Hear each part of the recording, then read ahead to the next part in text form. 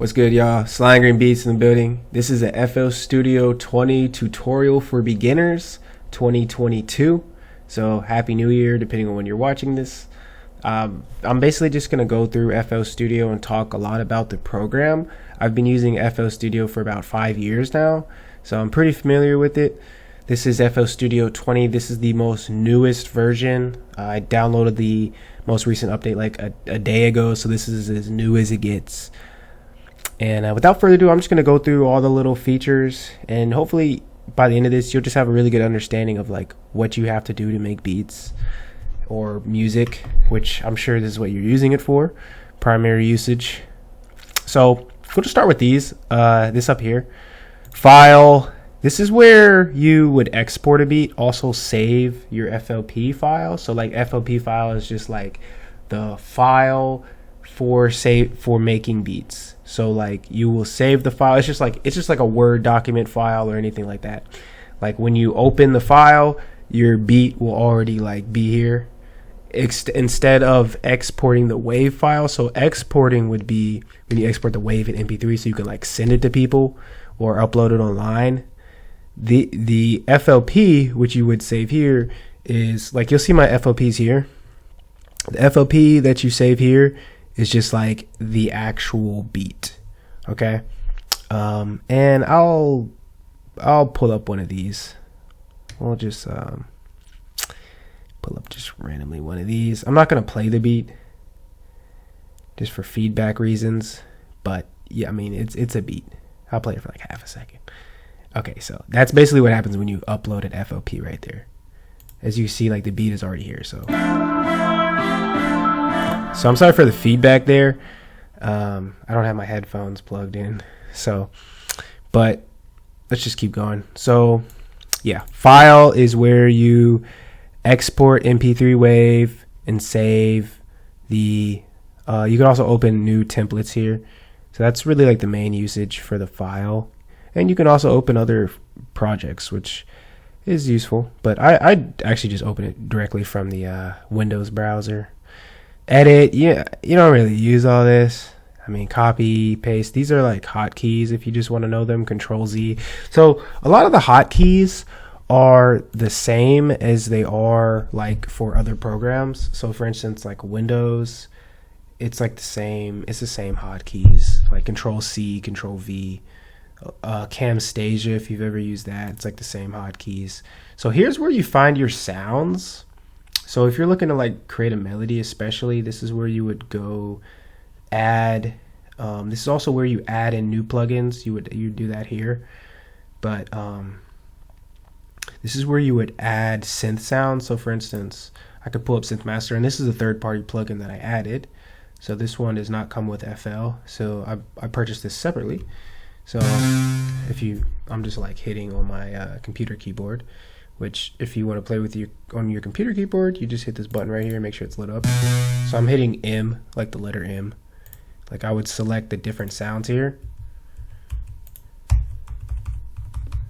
Okay. Why is it not playing? Okay, well, it's playing on my MIDI keyboard right here. Yeah, so that's where you would get the sounds. There's a bunch of different free VSTs.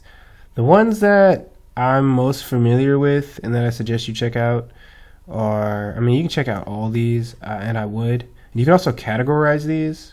Like you can select categories here and it'll sort it by the category, like exactly what it is. That can probably help you out initially.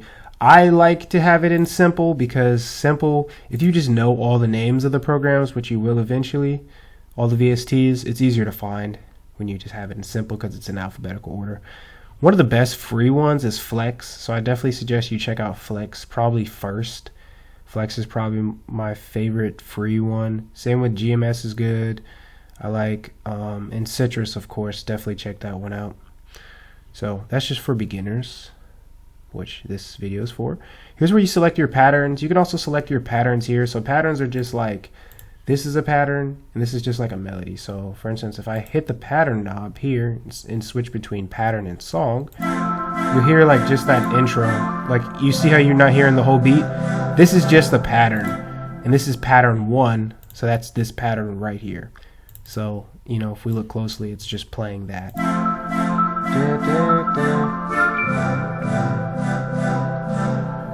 Right. Okay. And that's the patterns. And again, this is actually really most useful for splitting patterns. So you can split patterns, but I wouldn't worry too much about that. That's a little advanced. But yeah. View. I don't really use this tab like ever really. But yeah, you can just pull up stuff here. You can really just do the same thing you can do just by clicking other things. Like for instance, mixer here will also is this right here. Like they're all here. I don't really use view like ever really. Options is good for this is actually like really important during certain during certain things. This is how you set up your MIDI. So if you have a MIDI piano like I have here, you have a MIDI piano. This is where you would set your MIDI piano up. And it's really easy actually. You just select it here and then hit enable. That's like all you have to do. It's like super easy.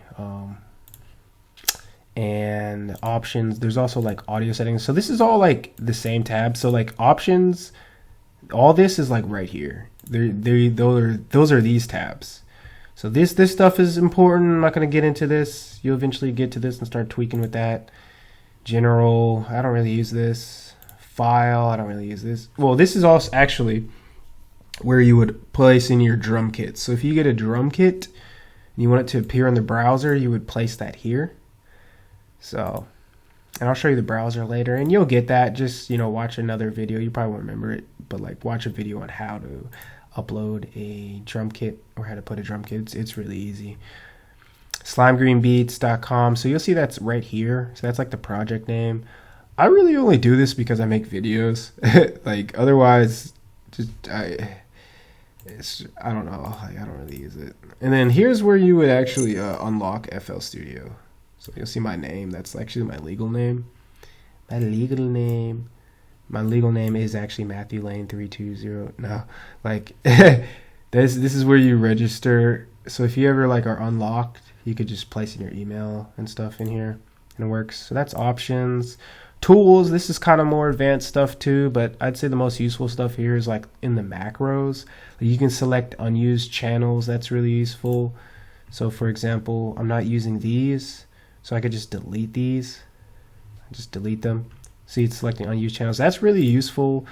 It's, again, kind of advanced, but that's really useful when you have too much stuff up and you want to delete everything that is unused. So that's probably the most useful thing from that.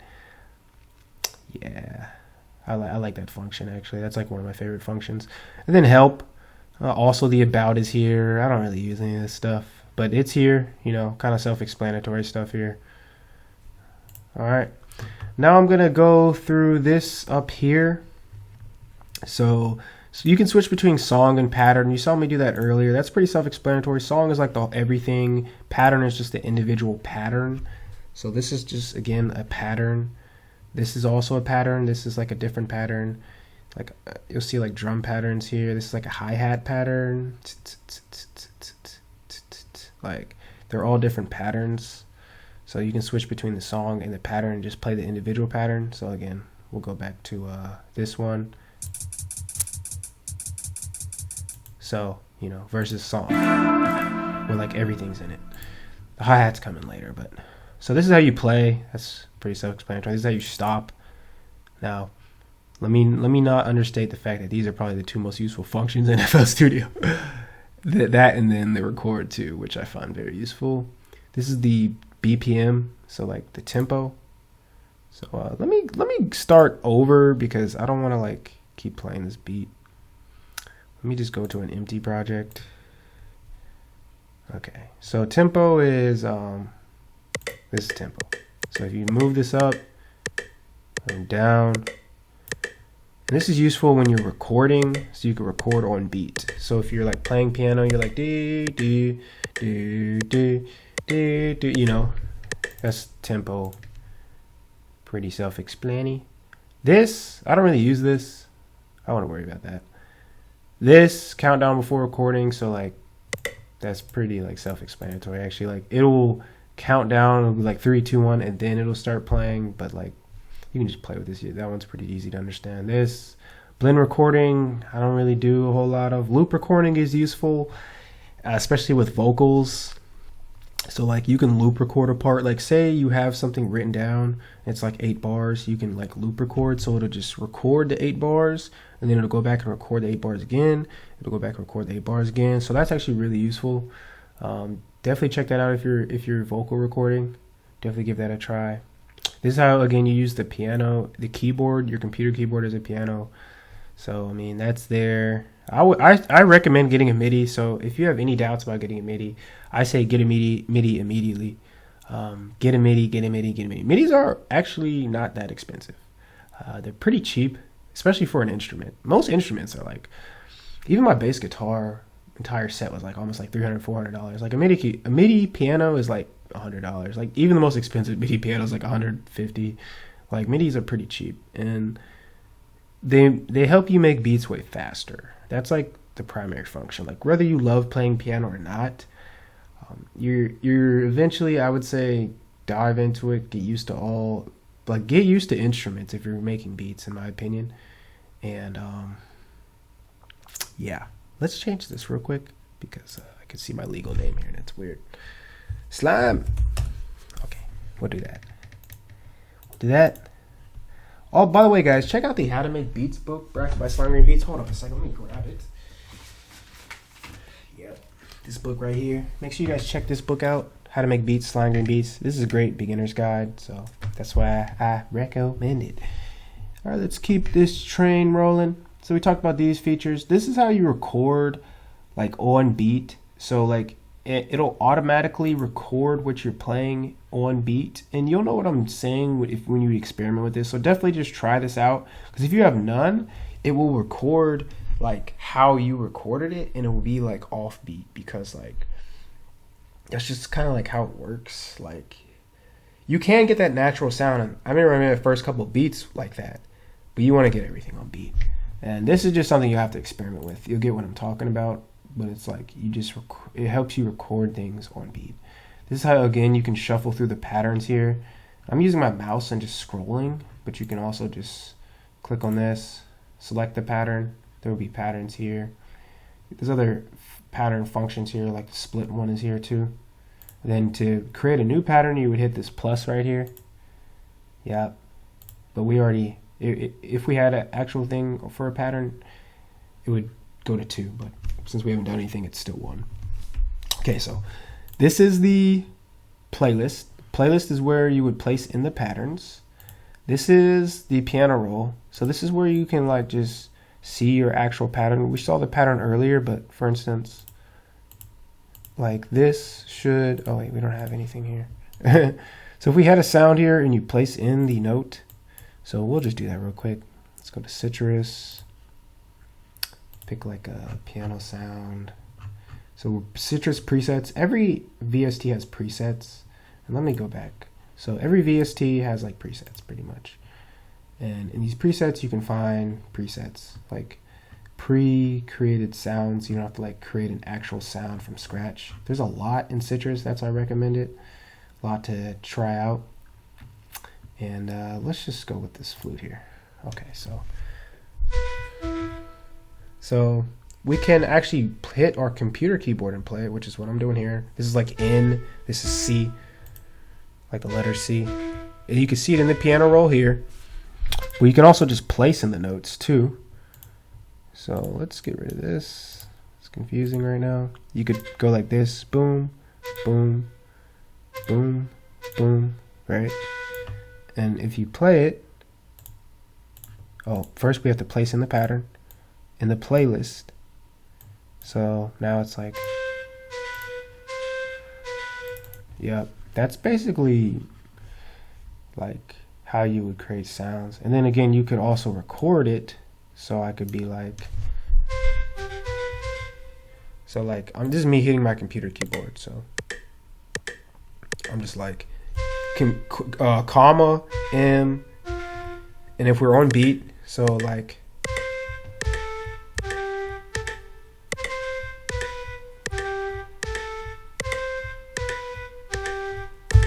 I'm just like M, W, like I'm just hitting like random keys. Okay.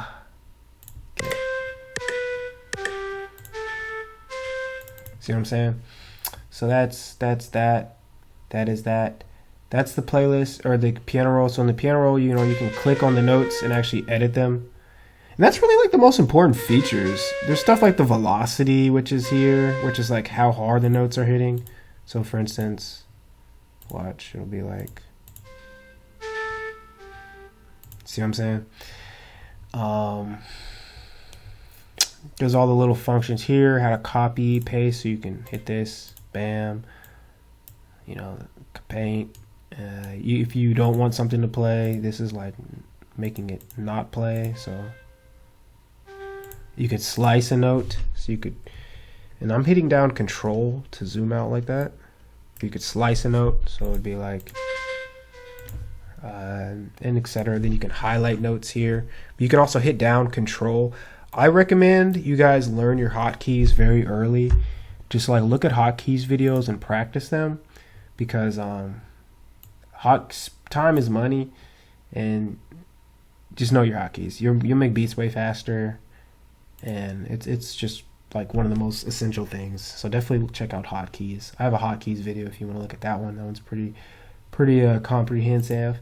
This is the how you select the channel rack. So if you have multiple patterns or multiple tracks, kind of samples, if you will, in a track or in a playlist. So a lot of times you've probably seen people will make entire beats in the channel rack. Like they'll have the hi-hats here, they'll have the melody here, whatever, and then they'll just place that entire thing in here. I separate mine, but people make beats differently. You don't have to make beats one way or another. You can make beats however you want, but this is the channel rack. You'll get used to this. When you first start off, it's like confusing. I think for the first week, making beats is like kind of confusing, but then it gets like really easy, or it gets very understandable. So don't get like overwhelmed or confused. But yeah, that's the channel rack, and then you can like duplicate. That's probably like the most useful function. You can clone patterns. So clone. So now we have two of the same type of sound here, and then we could copy. We could paste that here. So you could layer sounds. That's how you layer. And that's really like the most useful feature in here, I would say. Yeah, I would say that's the most useful feature. All right, and let's move on to the mixer. So the mixer is where you would mix and master. So you've probably heard of mixing and mastering. That's what you do here. So for instance, okay, so let's see here. We have this here. And let's move this over here so it can just plays. Okay. You see this is the master track. You could also move the individual track. You could also move the individual sound into the mixer. You'll see it now, it's an insert one playing. This is the master. So this controls whatever you put here, whatever type of effect you put here or equalizer you put here is gonna do that to the whole track. Whereas this would just do it to that individual sound or whatever you have in one here. So we can move that to 2, we can move to 3. That's where it's going to be. So that's how you mix. And mixing is like, these are like all VSTs, like synth VSTs, like sounds. These are effects and equalizers. So for instance, a really popular equalizer is the Fruity Parametric EQ2. I use this pretty much on every beat. So watch this. So you could like equalize, which for instance, maybe I want to cut out the high end. What is high end? High end is like the higher portion. Low end is lower. You'll see bass like a tuba, for instance, is a bass instrument, or a bass guitar. That's like low end. So if I want to cut out the low end, I would do something like that. And vice versa. If I want to cut out the high end, I do something like that. You know what I'm saying? So that's EQing, and then there's effects. So an effect would be like, this is a reverb effect, Fruity Convolver. So it's reverb. I use reverb a lot, so that's reverb. And that's really, I would say that's like the two essentials. And then, just try all these. Same thing with the categories. You can put it into categories and just try all these. So just try all these and you'll see what I'm talking about. But reverb, EQ2, that's pretty essential. Those are two pretty popular VSTs. Also, I would say gross beats. Now, gross beat, you might not have gross beats if you have the producer edition. You have to like unlock it. But this is gross beats. You probably heard of it. It's really popular. You can do stuff like this. So it just like modifies like the pattern, really. It's like a pattern modifier. A pattern modifier, yep.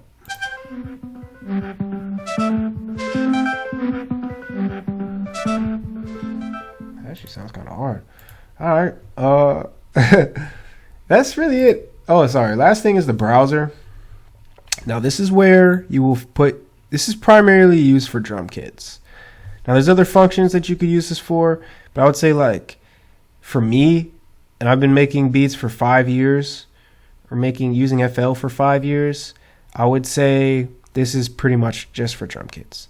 So, for instance, I upload my drum kits here. So, for instance, the Beat Butcher kit, which is dope kit. See, that's kicks. And to use these kicks, and there's stock ones here too. Like there's stock ones. You can go to packs. They're like all here. These are all stock. So for instance, vintage.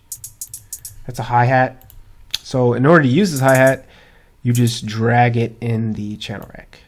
And the channel rack the sound will appear on every pattern.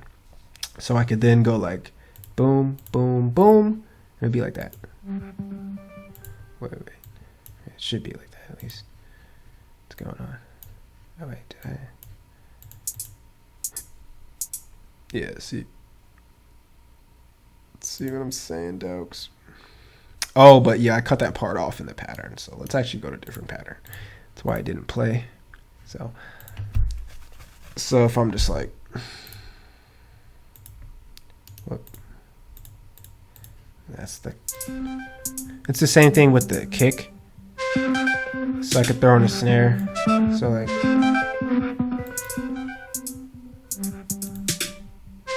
see what I'm saying? Like it would be like that. That's like almost like a beat right there. This is like a kick. You probably heard it like a kick. So I could be like, start over.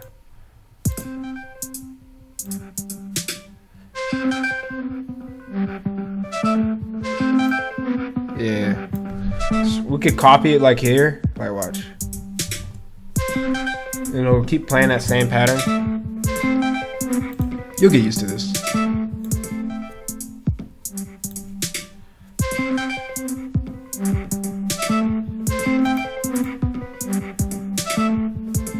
Yeah. Okay, here we go. This is my outro. We're done with this video, actually. That's it, really.